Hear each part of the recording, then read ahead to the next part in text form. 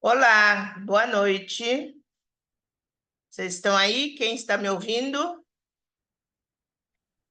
Boa noite, professora. Boa noite, Boa professor. noite a todos. Que ótimo. noite. Lindo. Vocês já foram minhas alunas em algum momento? Ainda não. Toda essa é a primeira vez. Sim, Eu já lhe conheço, assim, não fui sua aluna, mas já participei de palestras que a senhora, né, deu lá na Uniswan e com a professora Ana Paula Gil também. Ah, sim. E no mediação de conflitos lá no fórum, que tivemos Sim. o prazer em conhecer. Sim, então, prazer em conhecer vocês. Eu sou a professora Nilvone, já trabalho na Uniswan há longo tempo, 36 anos.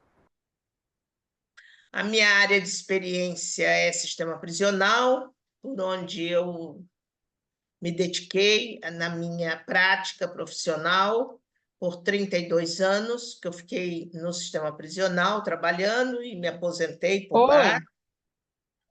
Oi. Todos estão escutando? Legal? Sim, professora. Eu estou sim, professora. Então, minha área de pesquisa sempre foi segurança pública, sistema prisional, violência urbana.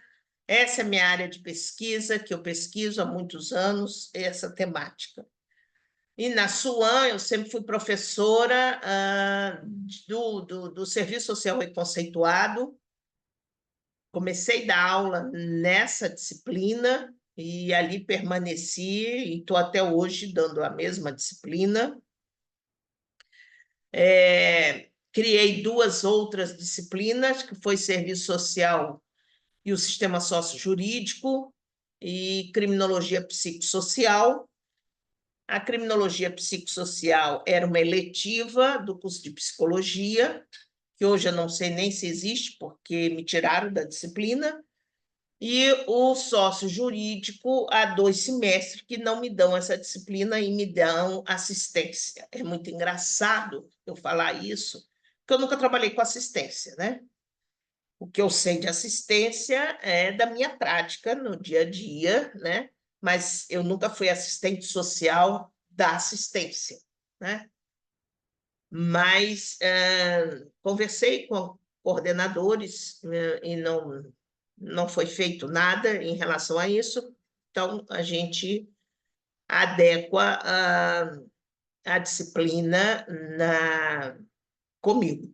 Ok, e a gente vai tocando barco, isso é importante vocês saberem isso, entendeu? Não é que eu não goste da disciplina da assistência, gosto, mas eu não tenho a minha experiência em assistência. Minha experiência sempre foi sistema prisional, por isso que quando eu fui subcoordenadora do curso de serviço social, eu pensei numa disciplina que abrangesse a discussão da violência urbana, que nós temos violência urbana, e violência urbana é uma questão social, a gente não pode negar isso, e a violência urbana está presente, né, nas nossas vidas, né, seja em qualquer local que a gente more, a violência urbana está presente. Então, essa disciplina, quando eu pensei nela, pensei nessa questão social, que não é discutida em outras disciplinas, né? Vocês vão ter assistência da família, assistência social, assistência ao idoso, a discussão da assistência criança e adolescente. Vocês vão ter várias outras discussões das políticas, mas violência urbana não é discutido. É discutido, sim, quer dizer, pelo menos está no programa. Espero que o professor que tenha pego, não sei quem foi, que discuta a violência urbana como questão social, que é isso. Eu queria só falar um pouco sobre isso, para vocês entenderem. Bom, A gente tem que falar. Vocês querem falar alguma coisa? Fui falando. Seria legal que vocês falassem alguma coisa. Por que estão fazendo serviço social? Por que querem fazer serviço social?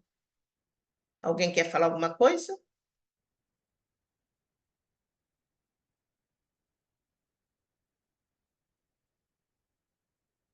Não? Então vamos seguir. É importante a gente ter a política de assistência por conta da a assistência está presente em todos os momentos, mesmo eu trabalhando no sistema prisional, claro e evidente que eu usei assistência por muitas e muitas vezes da minha prática profissional, né? É importante vocês também saberem que todos os exemplos que eu vou dar aqui enquanto assistente social, eu vou falar da minha prática, que é aquilo que eu sei, que é sistema prisional. E aí a assistência perpassa pela prática de todos os segmentos do serviço social. Não tem um segmento que a assistência não vai perpassar por ela, né? Então, isso é importante, né? A gente colocar isso para que vocês entendam. Então, a trajetória da assistência social no Brasil, ela tem um objetivo, que é a caridade de direitos, né?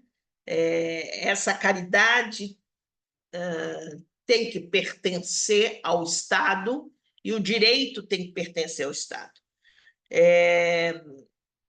Essa filantropia tem que estar muito presente, muito próximo à caridade. E aí eu vou falar para vocês o exemplo que eu dou do governo Lula, né? O governo Lula hoje, vou falar de hoje, dos outros eu não me recordo, mas hoje. Hoje tem vários programas do governo Lula voltado para assistência, né?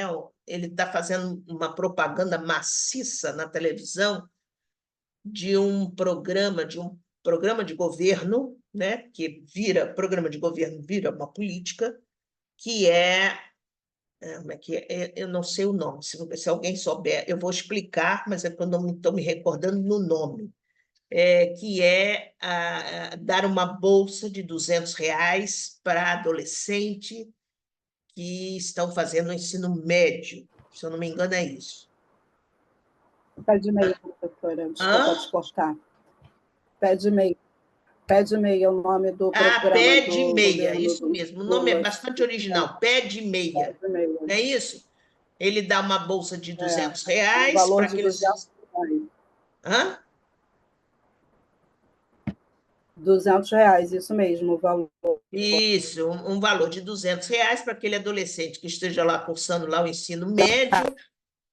E aí, no final do ensino médio, se ele fizer o Enem, ganha mais lá uma boa, um outro tanto de dinheiro. Isso é assistência. Isso é um pensamento político voltado para assistência, né? Assistência... Então, professor, Oi, pode falar. desculpa. É porque está dando um pouco de delay enquanto a senhora termina de falar e eu começo a falar e penso, desculpa, que aí vai estar ali interrompendo. E nesse valor que esses alunos estão ganhando, na verdade, são só as famílias que estão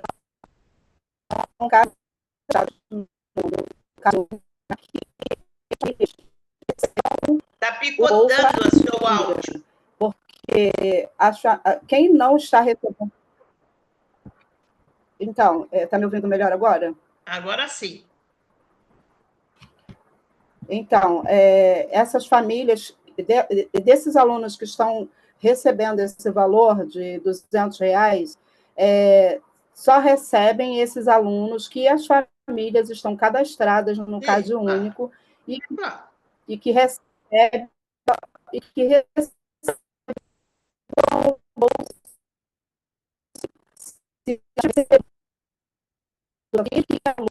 esteja no estado, na escola, tudo normalmente, esse aluno não recebe mesmo essa família estando cadastrada no Bolsa, no CAD Único.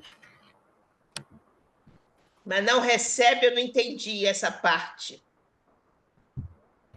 Se a família que recebe, ou o aluno só recebe se a família estiver cadastrada Sim, isso é uma forma deles. no Bolsa Sim. esse valor do pé de meia. Sim, é uma forma, esse cadastramento é uma forma deles coibirem, né, a corrupção que há sempre, né? Isso é correto, não vejo. Eu não estou discutindo eu estou discutindo o mérito da assistência que ele está dando, o mérito da assistência, que é fundamental para incentivar. A minha questão é o mérito da assistência, que foi fundamental para essas crianças, esses adolescentes, não abandonarem a escola, que me parece claro e evidente que deve ter tido uma pesquisa grande e o índice de abandono deve ter sido muito grande, e aí o governo vem com este projeto, que deve virar um programa de governo, dando esse auxílio, e aí esse incentivo é muito grande para esses adolescentes.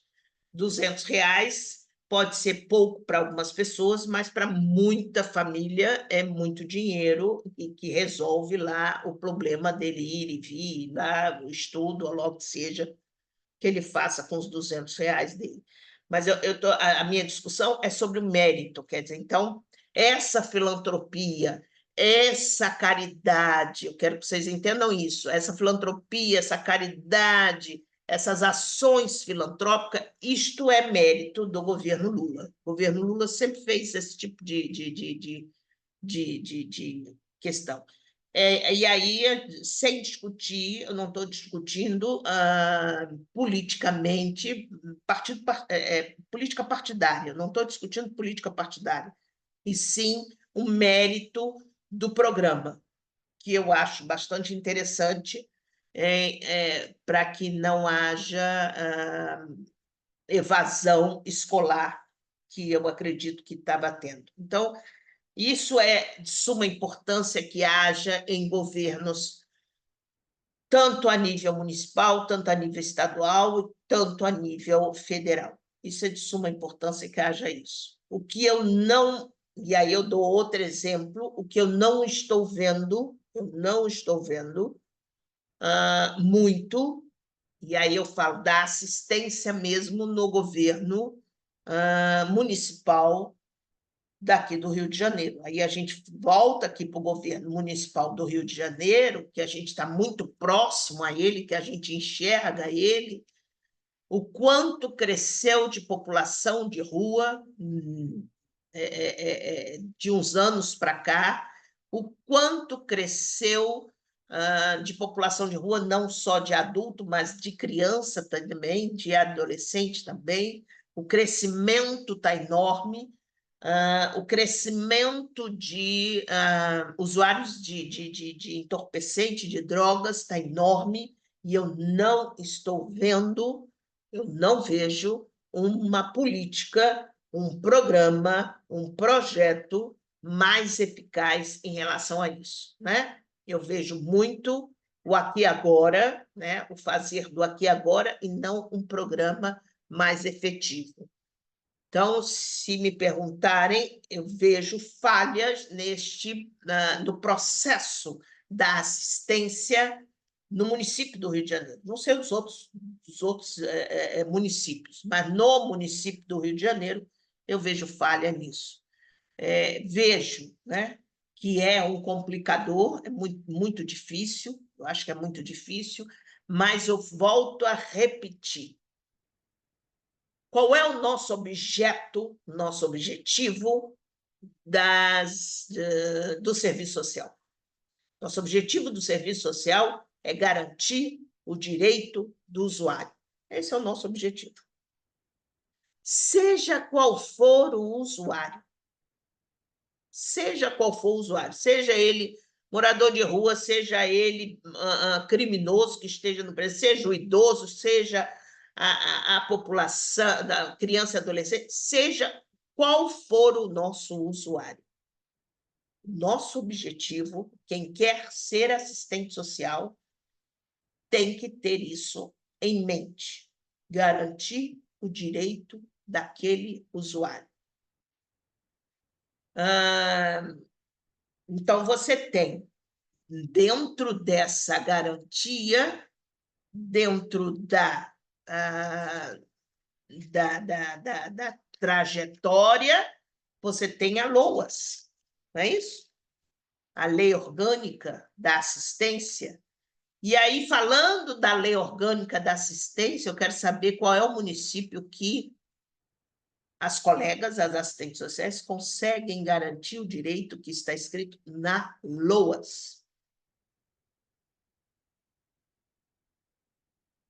E aí eu vejo, gente, como que esse Estado, quando eu digo o Estado num todo, é tão cruel em relação aos nossos usuários, é tão cruel em relação aos nossos usuários. Eu vou dar um exemplo da minha prática, que é aquela que eu entendo. Se vocês me perguntarem, professora, a senhora está dizendo que um dos objetivos primordiais do serviço da assistente social é garantir o direito do usuário. Qual foi o direito que o seu usuário, que é o criminoso que está atrás das grades, a senhora não conseguiu garantir esse direito?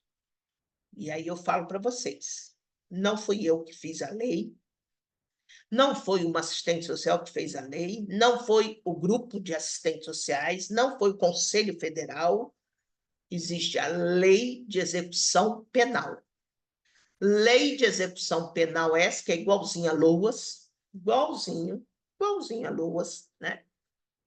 Que garante direitos, deveres, tem direitos e deveres dentro dessa Lei de Execução Penal. Um dos direitos do criminoso, do preso, do bandido, ou lá como o substantivo que vocês queiram chamar, o sujeito que está encarcerado, está escrito lá na lei, o falecimento de um ente de primeiro grau. O que é um ente de primeiro grau? Ou é pai, ou é mãe, ou é filhos.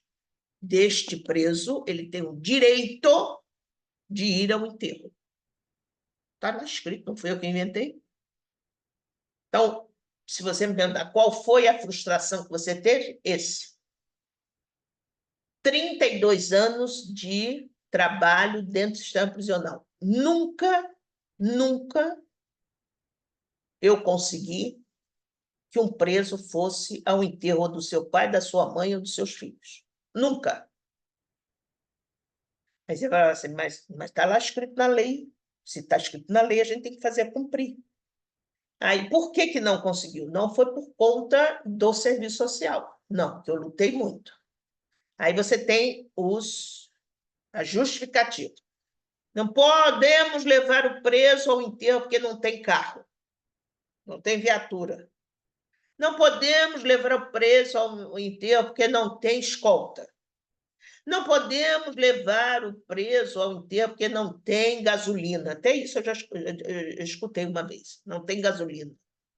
Então, você tem N justificativas para que aquele direito daquele sujeito não seja cumprido. Não quero lá saber se o Estado não tem escolta, não quero lá saber se o Estado não tem gasolina, não quero lá saber se o Estado... Não quero lá saber disso.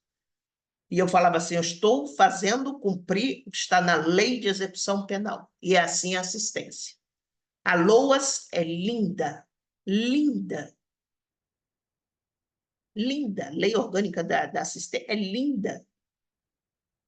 Eu quero conhecer um município que faça cumprir a LOAS. Não conheço. Porque o município não tem dinheiro, porque o município aí vem com aquelas justificativas que você está cansado de saber. E aí eu bato palma para as colegas que trabalham com assistência. Eu bato palma. Porque elas devem tirar, dar pingo em gota de água, porque elas têm pouco tipo de respaldo, tanto do município quanto do Estado, para trabalhar com assistência.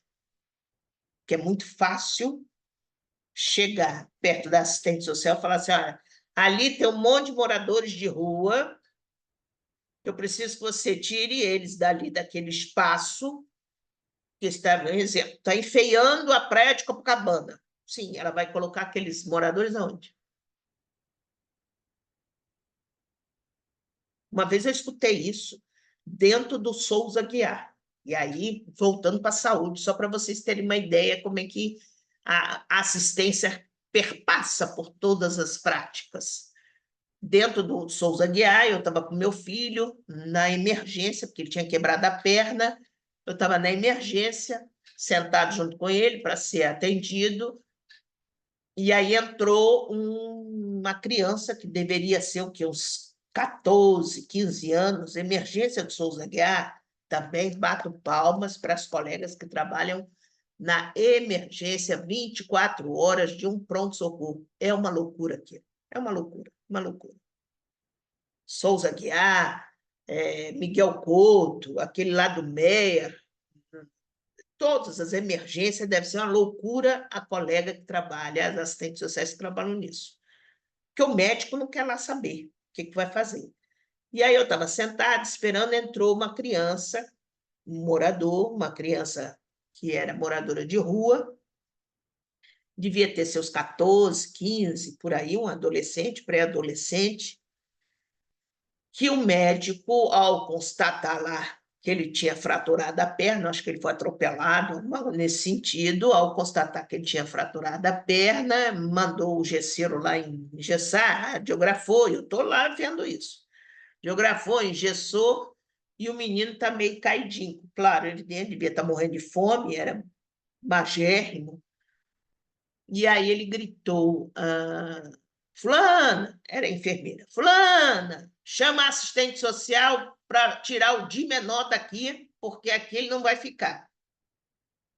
E aí meu filho ainda falou assim, mãe, calma, porque eu falei assim, de menor? Chamar assistente social? E vai colocar esse menor na rua?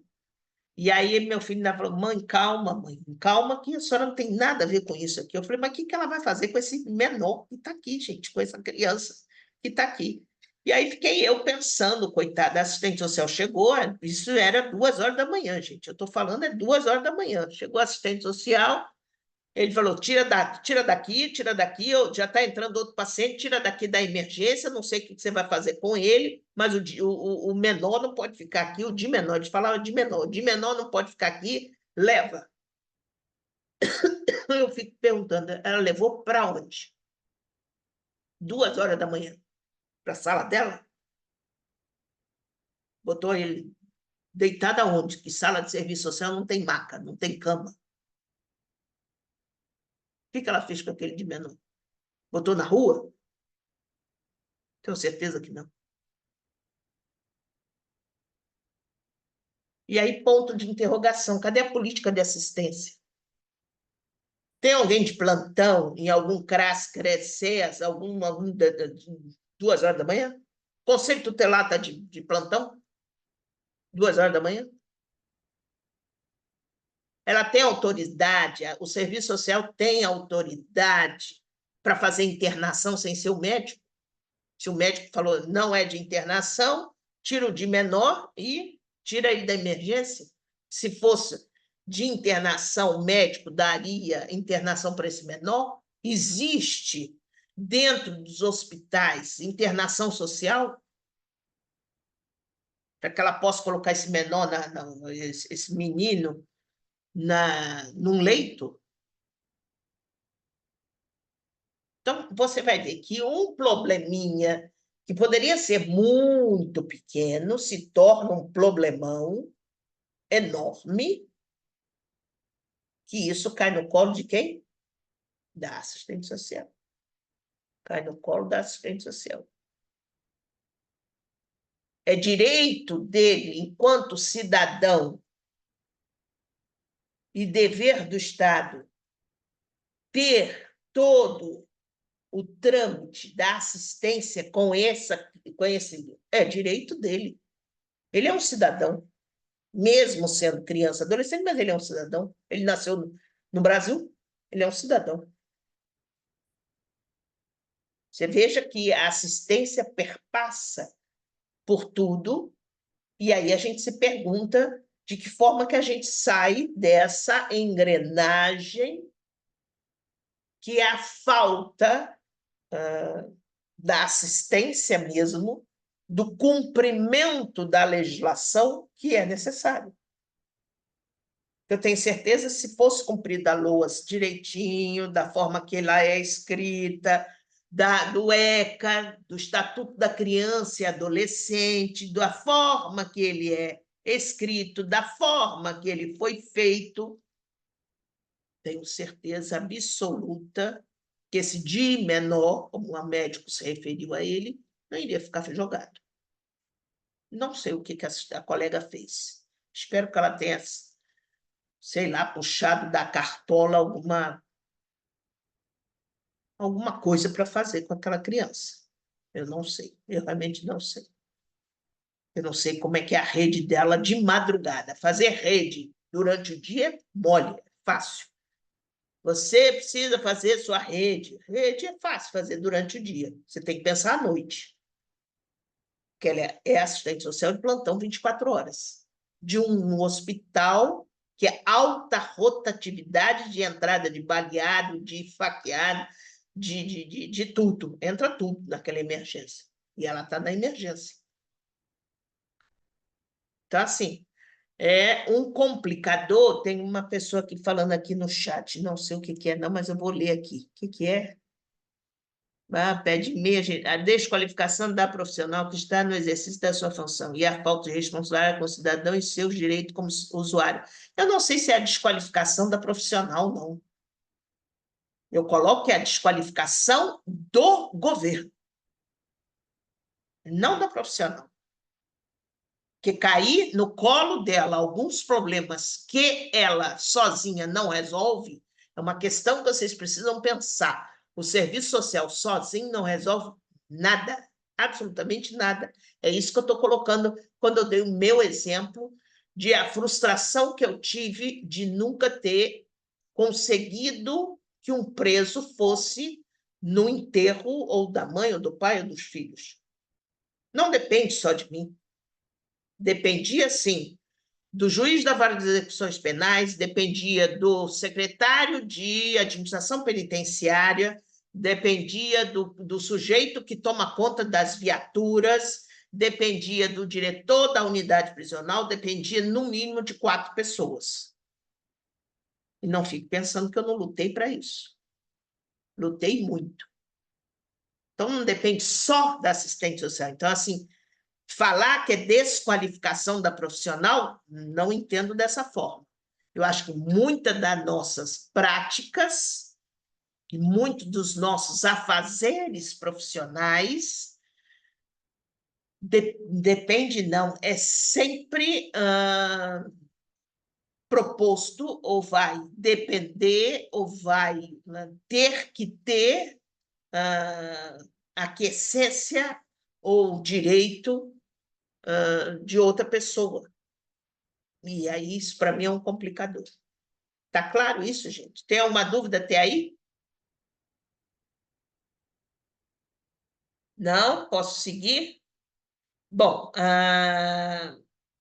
e aí você tem algumas questões ligadas ao Estado, que é direito social, é dever do Estado, dever do Estado ter esse direito do cidadão, uma política realizada através de um conjunto integrado de ações de iniciativa é dever do Estado, quer dizer, por isso que eu estou dizendo, o Estado tem dever e muitos, eu quero saber se é cumprido. O assistente social só vai conseguir fazer cumprir esses deveres que estão nas legislações se der para eles condições para isso, porque senão não consegue.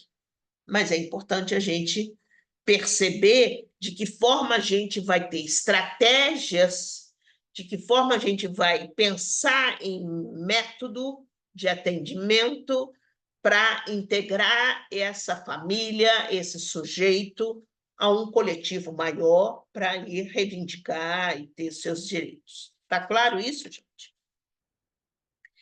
Importante, uma questão que é muito importante, que eu sempre falo isso para os meus alunos, a diferença da assistência, do assistencialismo, do serviço social e do assistente social. A assistência social é uma política de governo, a nível municipal, estadual ou federal.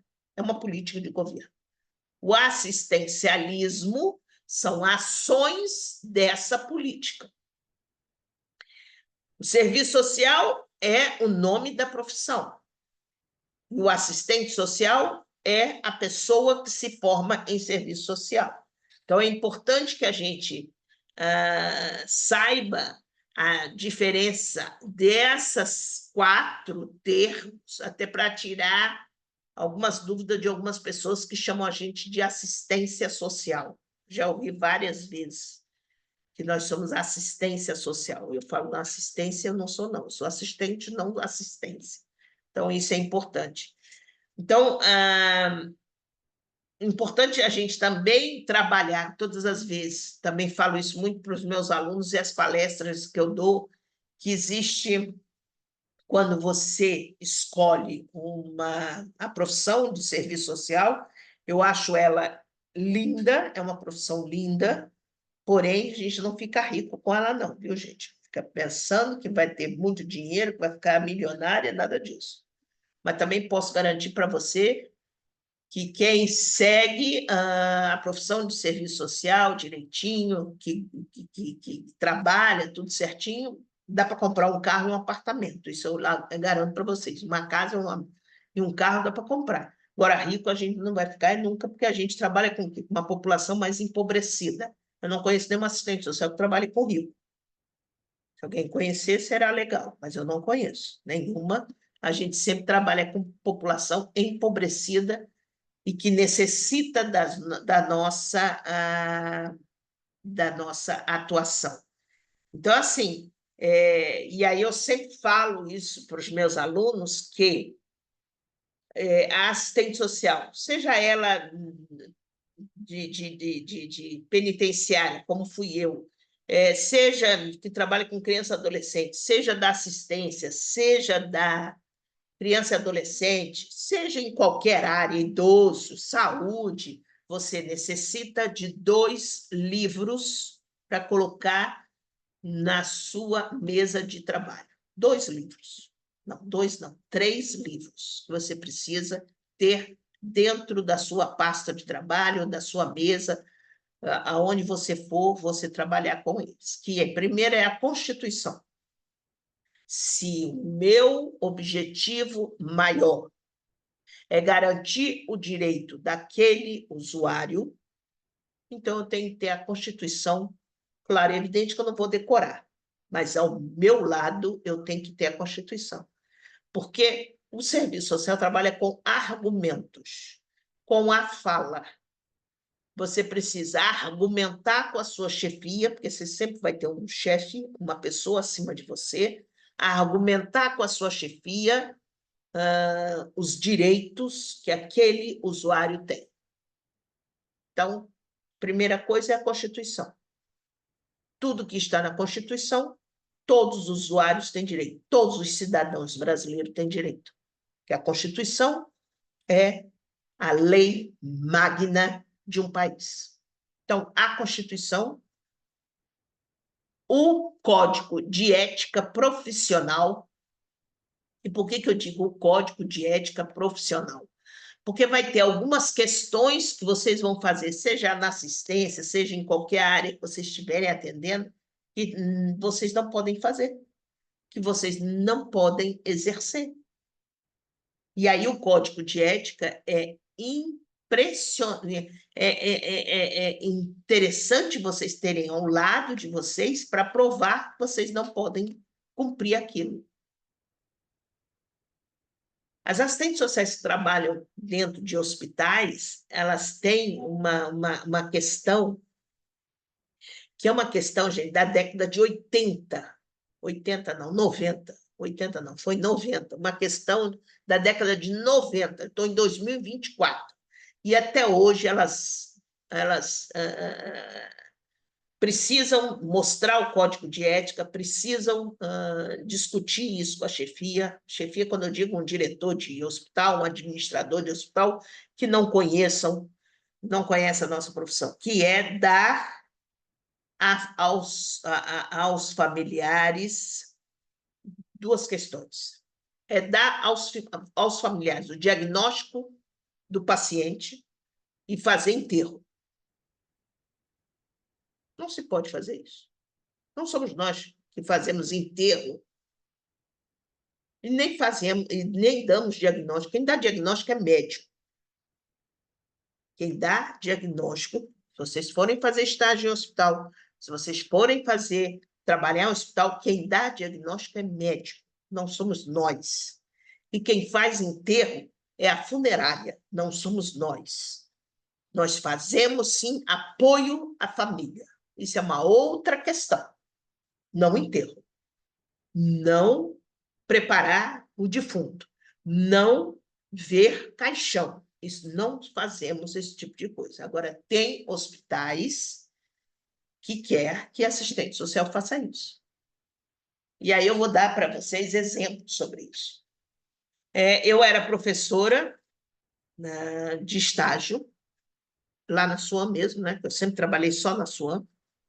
Eu era professora de estágio. E a professora Tecla Machado Soeiro, foi Tecla Machado Soeiro, tinha um convênio, era a coordenadora do curso de serviço social, e a SUAM tinha um convênio com aquele hospital de emergência de saúde ali no MEIA, Salgado Filho. Tinha um convênio onde as nossas alunas iam fazer estágio lá na emergência, junto com a assistente social da emergência. Muito bem. E aí, o que houve?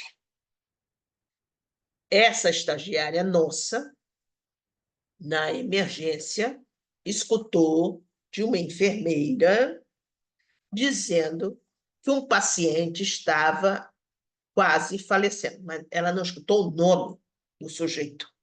Ela não escutou o nome do sujeito, ela escutou que o paciente estava quase morrendo do leito X. Falou o nome do leito, eu não me lembro mais, isso foi muitos anos atrás. Aí a família o que eu me lembro foi isso, que a família foi procurar o serviço social para saber sobre esse paciente. Ela estava sozinha na sala e já disse para a família que o paciente estava morrendo. Quer dizer, ela não tinha que ter feito nada disso. Mas ela já disse para a família que ele estava morrendo e que, se possível, fosse providenciando os trâmites lá de velório, de caixão, essas coisas todas. A família sai do hospital, vai lá na funerária, trata todo do problema lá do caixão, de tudo isso, volta com tudo tratado, e aí, nesse interim, foi procurar quem? O médico, para saber de detalhes. O médico falou assim, não, o paciente está muito bem, o paciente não vai morrer. Vocês não imaginam a confusão que foi feita dentro da emergência do Salgado Filho em relação a esta escuta telefônica mal feita que essa estagiária fez da enfermagem para essa família. Claro, é evidente, isso foi parar na SUAM, que foi parar lá na coordenação de serviço social e que foi chamado todos os professores de prática, e a professora Tecla chamou a atenção, quer dizer, não só da aluna, óbvio, como chamou toda a atenção de nós, professores, que a gente alertasse os nossos alunos da forma ética que os serviços que a assistente social precisa ter, Eu me lembro perfeitamente da bronquinha que nós levamos. Ela era minha aluna e eu não tinha tocado nesse assunto, eu era nova na faculdade, eu me lembro disso, eu não tinha tocado no assunto da ética profissional, nesse assunto, mas eu só estou dando esse exemplo para vocês, para a gente ver como é perigoso a forma que a gente tem. Então, voltando aqui os livros. Constituição, ética profissional, quer dizer, o Código de Ética Profissional junto com você, e o terceiro livro é a legislação com que você esteja trabalhando. Então, quem está na área de saúde tem que ter o SUS, né? De trás para frente, frente para trás. Tem que conhecer o SUS. A Lei Orgânica da Saúde, tem que conhecer a Lei Orgânica da Saúde. Quem trabalha com idoso tem que conhecer o Estatuto do Idoso. Quem trabalha com criança e adolescente tem que conhecer o ECA, de trás para frente, frente para trás. Ninguém vai decorar o ECA, ninguém vai decorar o SUS, não se consegue decorar, porque são milhões de artigos. Mas sim precisa ter ao lado de vocês a legislação que rege aquele trabalho de vocês. Porque só assim a gente consegue aquele objetivo que a gente tem junto com a gente, que é garantir o direito do usuário. Então, comigo ficava Constituição, Lei de Execução Penal e o Código de Ética. Junto comigo, aonde eu ia, as unidades que eu trabalhei, que não foram muitas, mas as unidades por onde eu passei, tinha 3 livros. E quando eu queria debater, quando eu queria argumentar do direito do preso, eu ia com meus pelo menos 2 livros debaixo do braço. Quando eu entrava na sala do diretor, ele falava: Nilvânia, você vai argumentar alguma coisa? Eu falei: vou, mostrando para você o direito que esse sujeito tem, que está na Constituição ou está aqui na Lei de Execução Penal. Então, as minhas argumentações e as argumentações que nós precisamos ter, seja nós, assistentes sociais de qualquer segmento, em cima da legislação. Se você me perguntar, mas a legislação, ela é passiva de interpretações, óbvio, ela é passiva de interpretações. O promotor vai interpretar de uma forma, a assistente social interpreta de outra e o juiz interpreta de outra. Então, cabe a nós, assistentes sociais, interpretar essa legislação, obviamente, com cunho social, daquilo que a gente conhece, do que a gente se formou. Está claro isso, gente? Alguém tem alguma pergunta? Hein?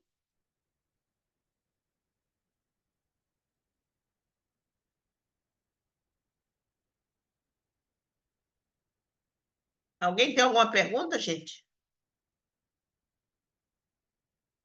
Não, estou lendo aqui.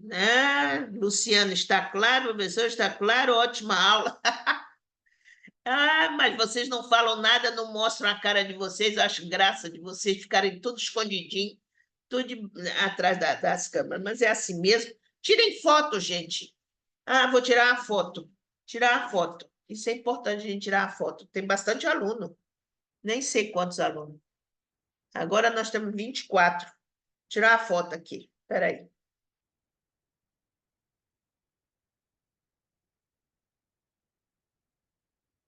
É importante isso, que a gente fale algumas questões para que vocês apreendam em relação a isso. Bom, Política Nacional de Assistência, a PNAS, é de 1998, 99, por isso que eu estou colocando. Eu sempre falo, outra questão que eu falo sempre para meus alunos: pelo amor de Deus, quando vocês forem, sei lá, ministro, secretário, sei lá o que vocês vão ser quando vocês crescerem. Quando eu falo crescer, é se formar, essas coisas, arrumar emprego. Não me arrumem nenhuma mais legislação. Nós temos leis o suficiente no Brasil, gente. A gente tem lei para tudo. Se vocês perceberem, a gente tem lei para tudo. Tudo nós temos uma lei. O problema do Brasil é que eles não é cumprido. As legislações não são cumpridas aqui. Nós temos lei para... As leis estão aí para serem cumpridas, mas aqui no Brasil não é cumprido. Por isso que o Brasil está esse caos que a gente vê, né? Socialmente, politicamente, juridicamente, está um caos isso, né? Está um caos. Um caos, quando eu digo, nós temos leis o suficiente, mas que elas não são cumpridas. Se todo mundo que trabalhasse na sua área, seja ela a área que for, cumprir a lei, olha, esse país seria o melhor do mundo. Tenho certeza absoluta que seria o melhor do mundo. Porque isso eu digo também nas minhas palestras, que a lei de execução penal, mais uma vez, a lei de execução penal é a melhor lei do mundo para o preso. É a melhor lei do mundo. Mas por que a senhora fala isso? Porque a lei de execução penal tem 6 assistência ao preso. Qual é a lei do mundo que existe 6 assistência ao preso? Nenhuma. Só aqui no Brasil. Então, se ela fosse cumprida, nós não temos prisão. Ah, mas eu sou contra dar qualquer assistência ao preso. Bom, então, nós temos que modificar a forma de prisão do homem brasileiro. Nós temos que modificar isso. E aí é uma outra discussão, se a gente quer pena de morte, se a gente vai ter prisão perpétua, se a gente vai ter... É uma outra discussão essa. Enquanto não houver essa discussão, a gente tem qual é a forma que nós temos de aprisionamento. Quer dizer, tirar o homem da sociedade que fez algo errado. É esse pensamento que a gente tem que ter. Eu vivo numa sociedade, né? E tenho várias pessoas. Uma dessas pessoas faz algo errado dentro dessa sociedade. O que eu faço com esse homem? Mato. Então, pena de morte. O que eu faço com esse homem? Estraçalho ele, jogo uma bomba nele. Então, é pena de morte. Mas não existe essa discussão aqui. Então, a discussão que nós temos não se tem outra coisa sem ser em clausura. Então, eu tenho unidades prisionais, clausura, um lugar que eu tiro este homem dentro dessa sociedade e coloco ele dentro de um estabelecimento, de um lugar que tenha 4 paredes e que ele fique preso ali dentro. Agora, ele vai ficar preso ali dentro, sem fazer nada, o dia inteiro, olhando para o teto, olhando para o céu, olhando para o chão.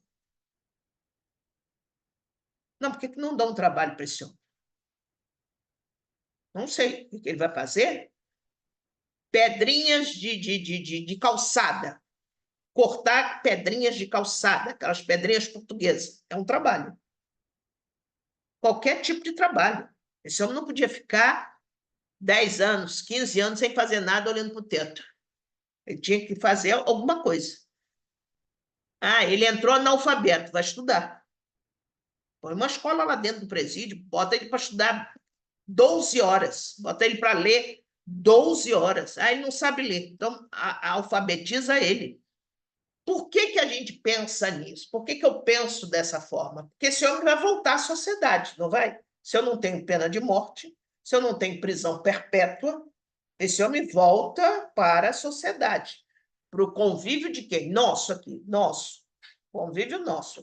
Ele vai pegar ônibus junto comigo, ele vai para o shopping junto comigo, ele vai no cinema junto comigo.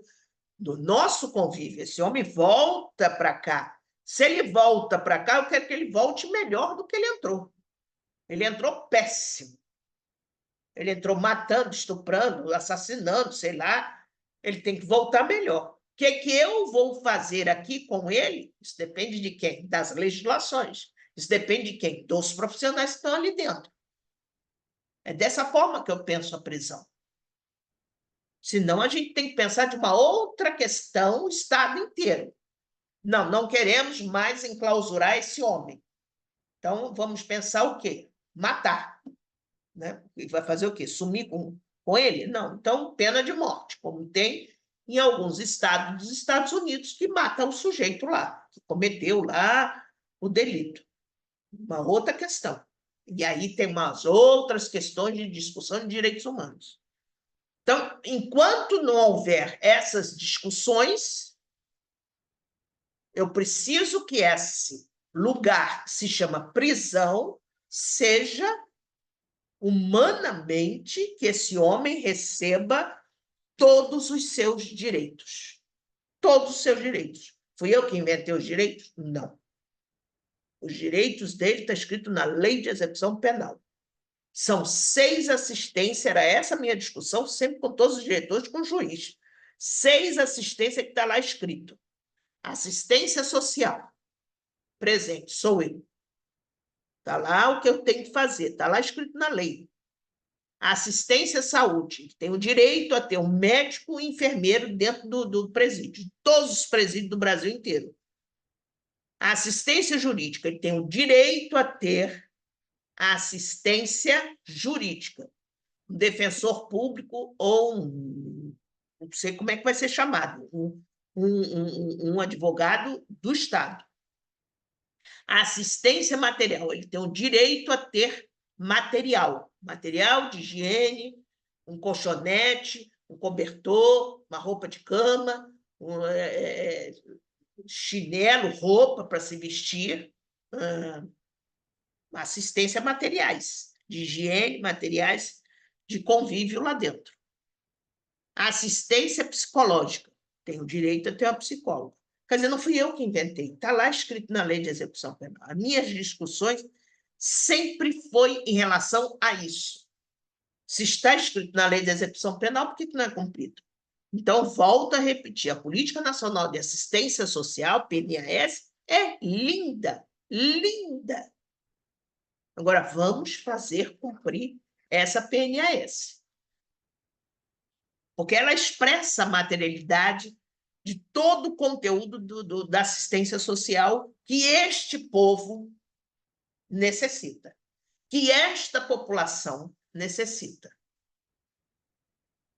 Se a gente pegar o Brasil, que é um país que tem muitos problemas sociais, e a gente pegar um país que não tenha problemas sociais, tenho certeza que nesse país que não tenha problemas sociais, não tem PNAS, não existe política de assistência, porque não tem problema social. Por que a gente tem política social? Por que a gente tem uma política nacional tão linda? Porque a gente tem uma diferenciação econômica aqui muito grande. Você tem pessoas riquíssimas, você tem pessoas flageladas aqui. A gente tem isso aqui. Então, você tem uma camada social muito grande, que tem uma gama de pessoas que ganham muito dinheiro, e você tem uma gama de pessoas que estão comendo barata. Daqui a pouco estão comendo rato, que é abaixo da pobreza. Então, você tem uma disparidade aqui muito grande. E aí você tem alguns programas de governo, volto a repetir, você tem alguns programas de governo que fazem alguns programas, alguns projetos para amenizar, não estou dizendo que está acabando, não, para amenizar essa disparidade. Você tem alguns programas disso, de governo, que pelo menos vai igualar? Não. Minimamente, não discutindo muito. A gente tem 3 camadas sociais: a pobre, classe média e rica, vamos falar assim, né? Sem dividir mais elas, né? Eu sou classe média, nunca chegarei a rica. Só se eu ganhar na loteria. Porque herança, meu pai e minha mãe só me deixaram estudos. Então, rica não vou ser nunca. Agora, pobre eu posso chegar. Deu para entender? Porque pobre eu posso chegar a ser pobre. Que a classe média, eu vejo que a classe média é igual um cachorro-quente. Cachorro-quente. Nós somos a salsicha. Você tem de um lado a classe rica e a classe pobre te espremendo ali. Porque tudo cai no colo da classe média. Tudo cai no colo da classe média. Tudo cai no colo da classe média.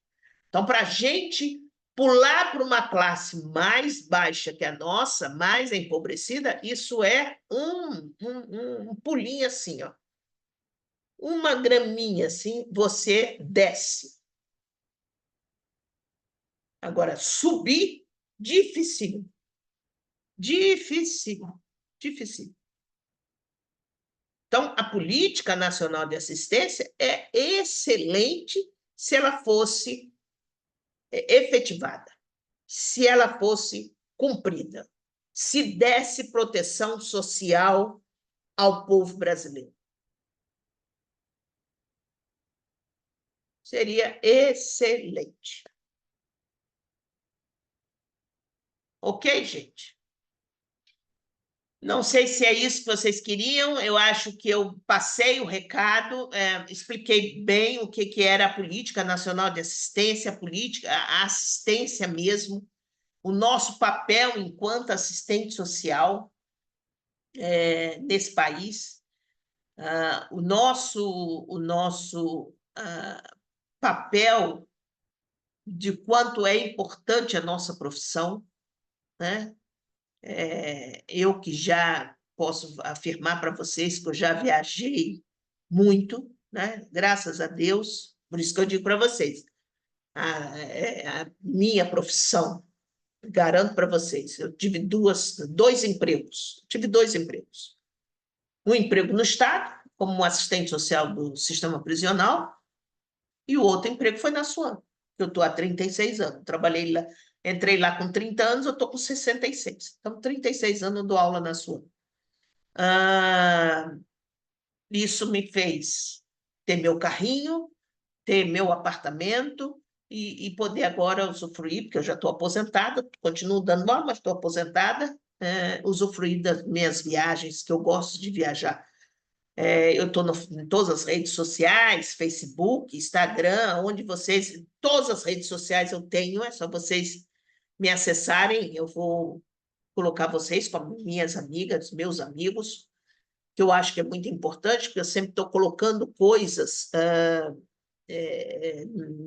principalmente no Facebook, coisas das minhas viagens, do que eu acho, daquilo que eu penso. E os outros países não são melhores do que aqui, não. A gente tem uma ilusão, né? Os outros países sejam melhor do que aqui, e não é. E não é. Nós temos nossos defeitos, mas nós temos um povo que é maravilhoso, o povo brasileiro é muito bom, né? E aí eu vejo isso nas viagens que eu faço. Enfim, qualquer dúvida que vocês queiram e tiverem da disciplina ou de outra questão que eu possa resolver, é só me perguntar lá no fórum, fale com o tutor, que eu estou sempre respondendo o mais rápido possível.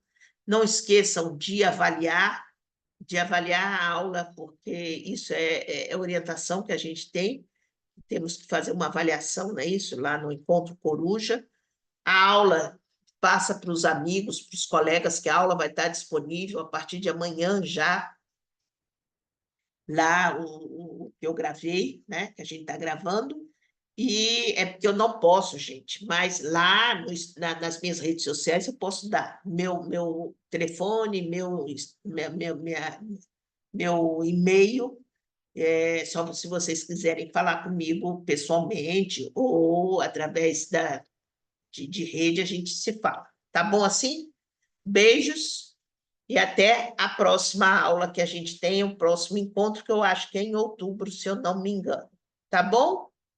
Abraço, beijos a todos. Tchau, tchau, tchau, tchau.